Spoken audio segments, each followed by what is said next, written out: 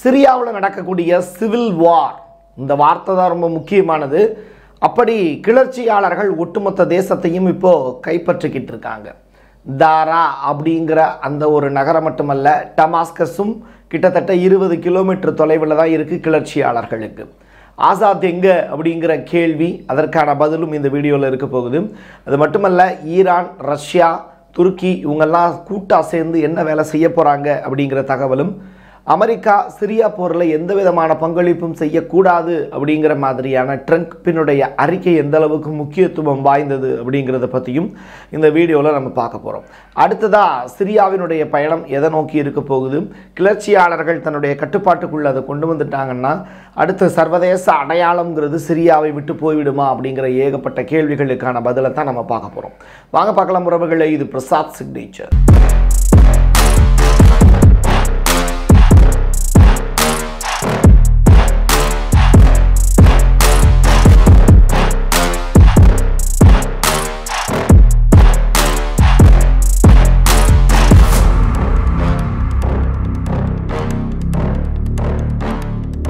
HDSனுடைய leader Abu Mohammed அல் ஜலானி, இந்த நபர் தான் CNN ஒரு முக்கியமான பேட்டி கொடுத்துருக்காரு சிரியாவில் இருக்கக்கூடிய ஒரு பாதுகாக்கப்பட்ட ஒரு பகுதியில். ஸோ ஒரு லேடி அந்த இடத்துல பேட்டி எடுக்கிறாங்க அப்படிங்கிறது ரொம்ப இம்பார்ட்டண்டான விஷயம். ஸோ எதுக்காக அப்படி சொல்கிறோம் அப்படின்னா, ஹிஜாப் விவகாரங்களாகட்டும், தொடர்ச்சியாக சிறிய மண்ணில் இருக்கக்கூடிய பிரச்சனைகளாகட்டும், பெண்களுக்கு மறுக்கப்பட்ட உரிமைகள், இது எல்லாமே பேசிக்கிட்டு இருக்கக்கூடிய அந்த இடத்துல இருந்து ஒரு பெண்ணையே வச்சு பேட்டி எடுக்க வச்சுருக்காங்க. அதுவும் அந்த கிளர்ச்சியாளர் சொல்லப்படக்கூடிய அந்த HDS குழுவினுடைய தலைவர் இந்த பேட்டியை கொடுத்துருக்கார். இது ரொம்ப ரொம்ப இம்பார்ட்டண்டான ஒரு விஷயமாக பார்க்கப்படுது. இப்போது இந்த தாரா அப்படின்னு சொல்லப்படக்கூடிய அந்த நகரம், அந்த நகரத்தையும் முழுவதுமாக கைப்பற்றிட்டாங்க. ஏற்கனவே ஹமா, ஹோம்ஸு இந்த மாதிரியான நகரங்கள்லாம் கைப்பற்றினாங்களே, அலப்போல ஆரம்பிச்சு அப்படின்னு கேட்டால் முக்கியமான 4 நகரங்களை கைப்பற்றிட்டாங்க. அடுத்ததாக டமாஸ்கஸ் அவங்களிலிருந்து 20 கிலோமீட்டர் தொலைவில் தான் இருக்காங்க கிளர்ச்சியாளர்கள் அப்படின்னு சொல்லப்படுது. ஸோ இது ரொம்ப ரொம்ப இம்பார்ட்டண்டான ஸ்டேஜ் சிரியாவில் அப்படின்னு சொல்கிறாங்க. ஜோர்டானுடைய எல்லை மூடப்பட்டிருக்கு. காரணம் என்னென்னா, இந்த டாரா அப்படிங்கிற அந்த பகுதிக்கும் அதனுடைய எல்லை தான் சிரியாவினுடைய எல்லை. சிரியாவினுடைய எல்லை பகுதியில் இருக்கக்கூடிய ஜோர்டானுடைய எல்லையும் இந்த இடத்துல தான் ஜாயிண்ட் ஆகுது. ஸோ ஜோர்டானுடைய எல்லை மூடப்பட்டு அதை தாண்டி கிளர்ச்சியாளர்கள் வந்துடக்கூடாதுன்னு ஜோர்டான் அரசு தன்னுடைய கதவுகளை இப்போ மூடியிருக்காங்க அப்படிங்கிற அந்த செய்தியும் ரிலீஸ் ஆகிருக்கு. கிட்டத்தட்ட இந்த கிளர்ச்சியாளர்கள் சிரியாவை பிடித்த பிறகு என்ன செய்ய போகிறார்கள் அப்படிங்கிற அந்த பெருத்த கேள்விகளும் இருக்குது. இப்படிப்பட்ட சூழ்நிலையில் அமெரிக்காவினுடைய புதிய அதிபராக தேர்ந்தெடுக்கப்பட்டிருக்கக்கூடிய டொனால்டு ட்ரம்பிடமிருந்து ஒரு அறிக்கை ஒன்று வந்திருக்கு சிரியாவை பற்றி. அவர் என்ன சொல்கிறாருன்னா, சிரியாவில் நடக்கக்கூடியது எங்களுக்கான சண்டையோ இல்லை நாங்கள் பங்கேற்கக்கூடிய சண்டையோ கிடையாது.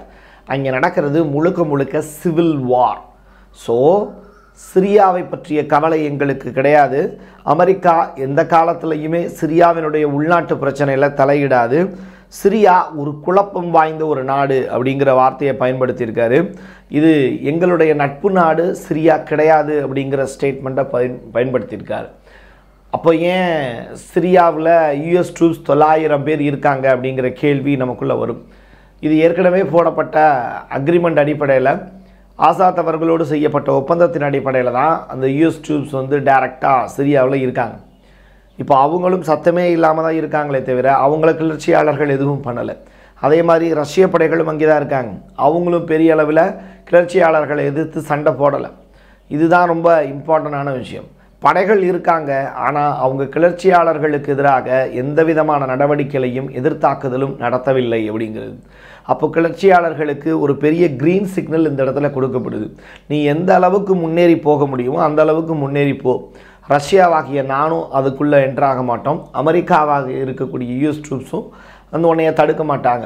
இதுதான் அங்கே இருக்கக்கூடிய பேசப்படாத அக்ரிமெண்ட்டு. ஸோ தொடர்ச்சியாக கிளர்ச்சியாளர்கள் டமாஸ்கஸை நோக்கி முன்னேறதை யாருமே தடுக்கவே இல்லை. அவங்க வாட்டுக்கு போயிட்டே இருக்காங்க, அவங்களுடைய வெஹிக்கிளில் வித்தின்ன துப்பாக்கியோடு சேர்த்து. இது ஒரு பெரிய வான்வெளி தாக்குதலோ பெரிய ட்ரோன் தாக்குதலோ அந்த மாதிரிலாம் எதுவுமே நடத்தலை சிரியாவில். கிளர்ச்சியாளர்கள் அவங்களுடைய இடத்துல இருந்து இன்னொரு இடத்தை நோக்கி நகர்றாங்க, அவ்வளோதான். இது ஒரு தரைவெளி தாக்குதலாக மட்டும்தான் ஆசாத் அரசுக்கு எதிராக செய்கிறாங்க. ஆசாத்தினுடைய ஆர்மி கூட அந்த சிரிய படைகள்கிட்ட சரணடைஞ்சுக்கிட்டு தான் இருக்காங்க. ஐடிஎஃப் படைகள் இந்த கோலன் குன்றுகள் அவங்களுடைய முக்கியமான அந்த எல்லையோர கிராமங்களை பாதுகாக்கக்கூடிய வேலையை மட்டும்தான் செய்கிறாங்களே தவிர இந்த கிளர்ச்சியாளர்கள் மீது தாக்குதல் அவங்களும் நடத்தலை. இது ரொம்ப ரொம்ப இம்பார்ட்டண்டான விஷயம். எந்த விதமான தாக்குதலும் இல்லாமல் எந்த விதமான எதிர்த்தாக்குதலுக்கும் உட்படாமல் தொடர்ச்சியாக வெஹிக்கிள் மூவ் மட்டும்தான் நடந்துக்கிட்டு இருக்கு சிரியாவில். ரஷ்யா ஏன் உதவியே செய்யலை அப்படிங்கிற கேள்வியை நிறையா பேர் கேட்டிருந்தாங்க. சிரியாவில் ரஷ்ய படைகள் இருக்காங்கல்ல, அவங்க ஏன் உதவி செய்யக்கூடாது அப்படிங்கிற கேள்வி. ரஷ்ய அதிபர் புட்டினுக்கு அங்கே உக்ரைன் பஞ்சாயத்தை ஃபேஸ் பண்ணுறதே இங்கே பெரிய ப்ராப்ளமாக இருக்குது. ஸோ இப்படிப்பட்ட சூழ்நிலையில் சிரியாவுக்குள்ளே அவர் என்ட்ராகிறது அப்படிங்கிறது ஒரு 3வது உலகப் போருக்கான தொடக்கம் அப்படிங்கிறதுல அவர் மாற்று கருத்து இல்லை.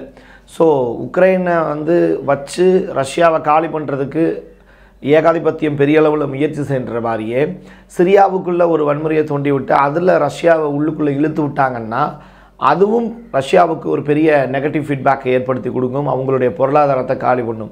இப்படிப்பட்ட சூழ்நிலையில் ரஷ்யா டைரக்ட் முழு முதற்கொண்டு அந்த வாரம் நடத்துவதற்கான வாய்ப்பு இல்லை அப்படின்னு சொல்கிறாங்க. ஸோ அமெரிக்காவும் விலகிடுச்சு, ரஷ்யாவும் விலகிடுச்சு. அப்படிங்கும்போது இஸ்ரேல் அந்த இடத்துல என்ன பண்ண போகுது அப்படிங்கிற கேள்வி இருக்குது. ஈரான், ஹிஸ்புல்லா இவங்கெல்லாம் என்ன செஞ்சுக்கிட்டு இருக்காங்க, துருக்கி என்ன செய்யுது அப்படிங்கிற கேள்வி. இப்படிப்பட்ட நேரத்தில் தான் கத்தாரில் மிக முக்கியமான மீட்டிங் ஒன்று நடந்தது. அந்த மீட்டிங்கில் யார் யாரெல்லாம் கலந்துக்கிறாங்க அப்படின்னா, ரஷ்யாவினுடைய வெளியுறவுத்துறை அமைச்சராக இருக்கக்கூடிய லாவ்ரோவ் கலந்துக்கிறாரு, ஈரானை சேர்ந்தவங்க கலந்துக்கிறாங்க, துருக்கியினுடைய மிக முக்கிய அதிகாரிகள் கலந்துக்கிறாங்க. இவங்க 3 பேரும் ஒன்றாக சேர்ந்து பேசி மிக முக்கியமான முடிவுகள் எடுக்கப்பட்டிருக்கு அப்படின்னு.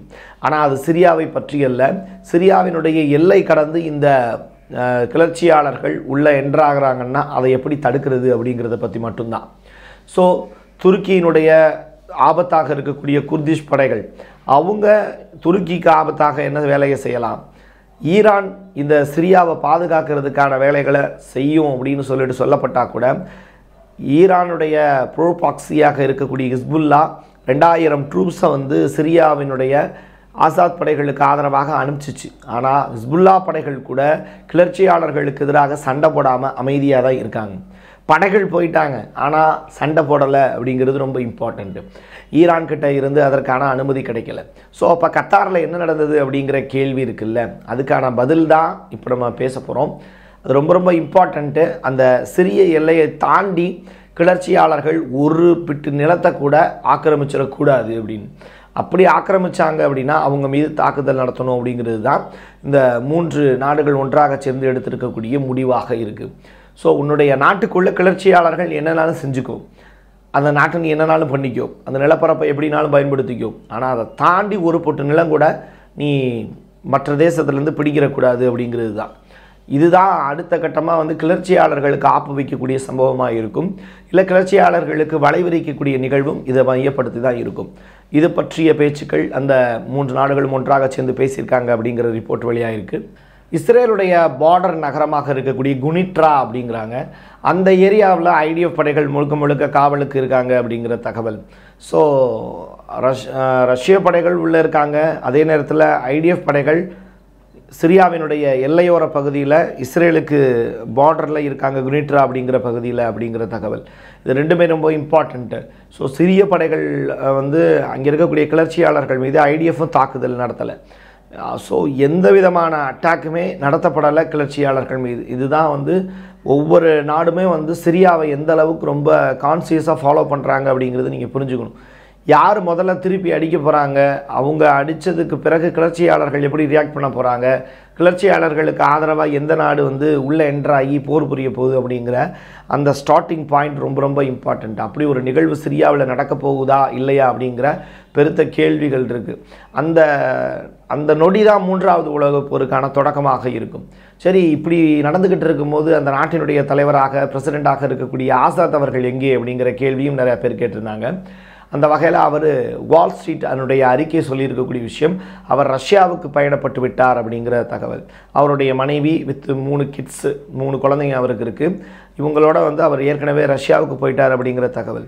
ஆனால் இதை டமாஸ்கஸில் இருக்கக்கூடிய ஆசாத்தினுடைய மிக முக்கியமான அதிகாரிகள் என்ன சொல்கிறாங்கன்னா அதை மறுத்துருக்காங்க. அவர் டமாஸ்கஸில் தான் இருக்கார், அவர் முக்கியமான கோப்புகள்லாம் படித்து பார்த்துக்கிட்டு இருக்காரு, அவர் தொடர்ச்சியாக மக்கள் நல பணியில் தான் ஈடுபட்டுக்கிட்டு இருக்காரு அப்படிங்கிற தகவல். இன்னொரு புறம் என்ன அப்படின்னா, அவர் ஈரானுக்கு தப்பி சென்று இருக்கலாம் அப்படிங்கிற தகவலும் சொல்லிக்கிட்டு இருக்காங்க. பட் ஈரானுக்கு தப்பி சென்று விட்டார் அப்படிங்கிற தகவல் வந்து ஊர்ஜினப்படுத்தப்படலை. பட் ரஷ்யாவுக்கு போயிட்டாங்க அப்படிங்கிறத வால் ஸ்ட்ரீட் அப்படிங்கிற பத்திரிகை வந்து செய்தியாக வெளியிட்டிருக்கு.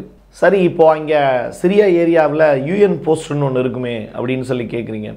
அந்த கேள்விக்கு ரொம்ப பதில் வந்து பெரிய அளவில் உங்களுக்கே தெரியும். இப்போ யூஎன் போஸ்ட் அப்படின்னு சொல்லும்போது ஐக்கிய நாடுகளுடைய பாதுகாப்பு வீரர்களும் அந்த இடத்துல இருப்பாங்க. அவங்களும் வந்து பார்த்திங்கன்னா அமைதியை பேணக்கூடிய வகையில் அமைதியாக தான் இருக்காங்களே தவிர அவங்களும் ஆயுதம் ஏந்தி போர் பண்ணலை. ஸோ கிளர்ச்சியாளர்களுக்கு தடை அப்படிங்கிறதே கிடையவே கிடையாது. அவங்க முழுக்க முழுக்க சிவில் வாராக இதை நடத்திக்கிட்டு இருக்காங்க அப்படிங்கிறது தான். வேறு நாட்டு படைகள் அவங்க மேலே கை வச்சாலோ இல்லை ஆசாத் படைகள் மீது கை வச்சாலோ, ஏன் ஆசாத் படைகள் கூட இப்போது கிளர்ச்சியாளர்களோட சண்டை போடலை அப்படின்னு தான் சொல்கிறாங்க. இப்போது சிறிய படைகள் என்ன பண்ணுறாங்கன்னா, அதாவது ஆசாத்தினுடைய இராணுவ வீரர்கள் இருக்காங்கல்ல, அவங்க டைரெக்டாக ஈராக் பக்கம் போயிருக்காங்க அப்படிங்கிற ரிப்போர்ட்டு. ஸோ ஈராக் பக்கம் எதுக்காக போயிருக்காங்க அப்படின்னா, அவங்களுக்கான உணவு தேவைகள், அவங்களுடைய காயத்துக்கு போடக்கூடிய மருந்துகள், இது எல்லாமே ஈராக்கில் இருக்கக்கூடிய படைகள் தான் செய்கிறாங்க அப்படிங்கிற ரிப்போர்ட்டு. ஸோ தன்னைத்தானே தகவமைத்து கொண்டு அடுத்த கட்டத்துக்கு நகர்வதற்கு இந்த சிறிய படைகள் வந்து ஈராக்கை நோக்கி போயிருக்காங்க அப்படிங்கிற ரிப்போர்ட்டு. ஸோ முழுக்க முழுக்க கிளர்ச்சியாளர்கள் அப்படியே உள்ளுக்குள்ளே விட்டுட்டு ஈராக் பக்கம் சிறிய படைகள் போயிருக்காங்க அப்படிங்கிறது இன்னொரு பக்கம் ஷாக்காக தான் இருக்குது. ஸோ இப்படி சிரியாங்கிறது ஒரு பாதுகாப்பற்ற ஒரு தேசமாக தான் பார்க்கப்படுது. முழுக்க முழுக்க இந்த கோலன் குன்றுகளை கைப்பற்றிய இஸ்ரேல், அந்த படைகளுக்கு இன்ன வரைக்கும் அந்த இடத்த இன்ன வரைக்கும் சொந்தம் கொண்டாடிக்கிட்டு இருக்கக்கூடிய இஸ்ரேல், அதுக்கு ஐநா போடக்கூடிய முட்டுக்கட்டை, ஆக்கிரமிப்பு கோலன் குன்றுகள் அப்படின்னு தான் சொல்லுவாங்க இன்ன வரைக்கும். இப்படி வந்து தொடர்ச்சியாக அந்த சிஎன்எனுக்கு கொடுத்த அந்த பேட்டி முதற்கொண்டு, அந்த ஜலானி அப்படிங்கிறவர் கொடுத்துருக்கக்கூடிய பேட்டியிலிருந்து ரொம்ப முக்கியமான விஷயம் அப்படிங்கிறது, ஆசாத்தை பதவியிலிருந்து இறக்கி விட்டு நாங்கள் அந்த போஸ்டிங்கில் போய் உட்காரணும் அப்படிங்கிறது தான். ஸோ அதை அவங்க செஞ்சதற்கு பிறகு என்ன செய்ய போகிறாங்க அப்படிங்கிற பெருத்த கேள்விகள். சரி, இப்போ ஏற்கனவே ஆசாத் குரூப்பை வந்து எதுக்காக இறக்கணும்னு சொன்னாங்கன்னா, வேலையில்லா திண்டாட்டம், நாட்டில் வந்து ஜனநாயகம் இல்லை அப்படிங்கிற விஷயம். இவங்க வந்ததற்கு பிறகு துப்பாக்கி இல்லாத கலாச்சாரம் வந்துருமா அப்படின்னு கேட்டால், இவங்களுடைய பாணியே துப்பாக்கி தான். ஸோ துப்பாக்கி ஏந்திய படைகள் வந்து அந்த நாட்டை எப்படி வழிநடத்த போகிறாங்க அப்படிங்கிற பெருத்த கேள்விகள் இருக்குது. இதுக்கு எந்த நாடுகளும் வந்து சப்போர்ட்டுக்கு வரமாட்டாங்க சிரியாவுக்கு அப்படிங்கிற போது, சிரியா வந்து டோட்டலாக ஒரு எப்படி சொல்கிறது, ஐநா அப்படிங்கிற அந்த அமைப்பில் அவருடைய கட்டுப்பாட்டுக்குள்ளே இல்லாமல், எந்தனுடைய நாட்டினுடைய சப்போர்ட்டுமே இல்லாமல் தனித்து விடப்படக்கூடிய வாய்ப்புகள் இருக்குது. சிறிய மக்கள் முழுக்க முழுக்க ஒரு அகதிகளாக துப்பாக்கி ஏந்திய காவலர்களுக்கு கீழே பணியாற்றக்கூடிய அடிமைகளாக மாறுவதற்கான வாய்ப்புகளும் இருக்குது அப்படிங்கிறாங்க. ஸோ இது எல்லாமே சிரியாவுக்கு ஆபத்தான ஒரு சூழ்நிலை தான். நாட்டில் ஜனநாயகம் இருந்து அந்த ஜனநாயக அடிப்படையில் மக்கள் வந்து ஒருத்தரை தேர்ந்தெடுத்து அந்த இடத்துல வந்து ஆட்சியில் போய் உட்கார வச்சா மட்டும்தான் உலக நாடுகள் அந்த நாட்டை வந்து ஒரு நாடாக அங்கீகரிக்கும். நீங்கள் இப்போ பங்களாதேஷில் வந்து போராட்டம் நடந்தது, அமெரிக்கா ஒரு பொம்மை ஆட்சியாளரை உட்கார வச்சுருக்காங்க. இதே மாதிரி தான் ஒவ்வொரு நாட்டிலையுமே வந்து சில விஷயங்கள் நடந்துக்கிட்டு இருக்குது. அதே மாதிரியான ஒரு நிகழ்வு சிரியாவிலையும் இப்போது நடக்க தொடங்கியிருக்கு. சிரியாங்கிறது வேர்ல்டில் ரொம்ப ரொம்ப இம்பார்ட்டண்டான ஒரு பிளேஸு. அப்படிப்பட்ட பிளேஸில் நடக்கக்கூடிய மாற்றங்கள் அப்படிங்கிறத உலகின் பல்வேறு நாடுகள் உன்னிப்பாக கவனிச்சுக்கிட்டு இருக்காங்க. ரஷ்யா, ஈரான் மாதிரியான நாடுகள், துருக்கி முதற்கொண்டு இதை ரொம்ப உன்னிப்பாக கவனிக்கிறாங்க. ஆனாலும் எதுவும் செய்ய முடியாத ஒரு துர்பாக்கியமான நிலை அவங்களுக்கு இருக்குது அப்படிங்கிறது தான் வேதனையான விஷயம். இதில் ரொம்ப கஷ்டமான ஒரு நிலையில் இருக்கிறது சிரியாவில் இருக்கக்கூடிய பொதுமக்கள் தான். அந்த மக்களுடைய கல்வி, அவங்களுடைய பொருளாதாரம் எல்லாமே பாதிக்கப்பட்டிருக்கு அப்படிங்கிற ரிப்போர்ட் வெளியாக இருக்குது. பார்ப்போம் அடுத்தடுத்து சிரியாவில் நடக்கக்கூடிய அப்டேட் அப்படிங்கிறது. மிடில் ஈஸ்ட் ஏரியாவில் ஒரு முக்கியமான ஒரு ஸ்டேஜாக தான் பார்க்கப்படுது. இப்போது இருக்கக்கூடிய சூழ்நிலையில் கிளர்ச்சியாளர்கள் அந்த இடத்த கைப்பற்றுறாங்க அப்படிங்கிறது வேறு விஷயம். அதே நேரத்தில் அடுத்ததாக எந்த நாடு இந்த கிளர்ச்சியாளர்களோடு சண்டை போட்டு அந்த நாட்டை மீட்டெடுக்க போகிறது, அந்த இடம்தான் வெவ்வேறு நாடுகள் உள்ளுக்குள்ளே போருக்குள்ளே வருவதற்கான வாய்ப்பை பிரகாசப்படுத்தும். அந்த ஒரு தருணத்துக்காக தான் இப்போ மற்ற நாடுகள்லாம் வெயிட் பண்ணிக்கிட்டு இருக்காங்க. அதை யார் முதல்ல செய்ய போகிறாங்க அப்படிங்கிற தகவல் கிடைச்ச உடனே மீண்டும் உங்களை தொடர்பு கொள்கிறேன். என் கையெழுத்து என் மக்களுக்கானது உறவுகளே. மீண்டும் ஒரு நல்ல பதிவில் சந்திக்கலாம். நன்றி, வணக்கம்.